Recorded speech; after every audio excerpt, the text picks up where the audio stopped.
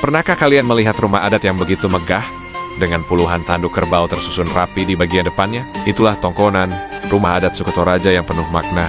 Deretan tanduk kerbau, atau yang biasa disebut tedong ini, bukan sekadar hiasan biasa. Setiap tanduk yang terpasang di tiang utama rumah ini adalah saksi bisu dari sejarah dan status keluarga pemiliknya. Setiap tanduk melambangkan seekor kerbau yang pernah dikorbankan dalam upacara adat, khususnya Rambu Solo, yaitu upacara pemakaman yang megah. Jadi, semakin banyak tanduk yang menjulang ke atas, itu menunjukkan semakin tinggi status sosial, kehormatan, dan kemakmuran keluarga tersebut. Tanduk-tanduk ini adalah penanda bahwa sang pemilik pernah menggelar upacara besar yang tak terlupakan.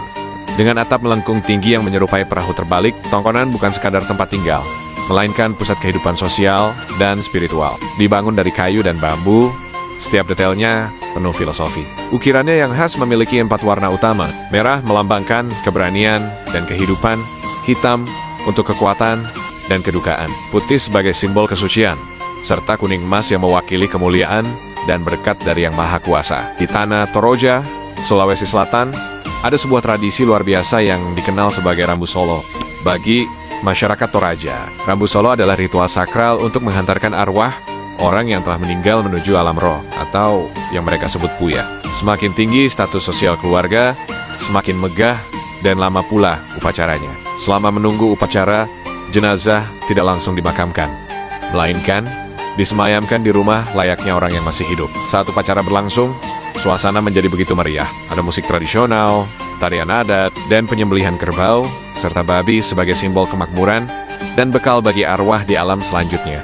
Masyarakat Toraja memiliki cara yang sangat unik untuk menghormati leluhur mereka. Jenazah tidak dikubur, melainkan diletakkan di dalam gua atau lubang yang dipahat tinggi di tebing-tebing batu yang megah.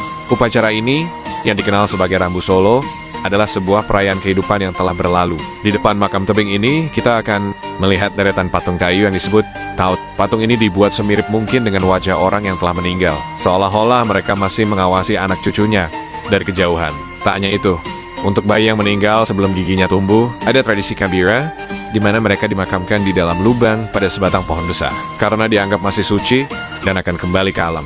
Jauh sebelum agama modern menyentuh tanah Toraja, Aluk Tudolo, yang artinya jalan para leluhur, menjadi pedoman hidup mereka.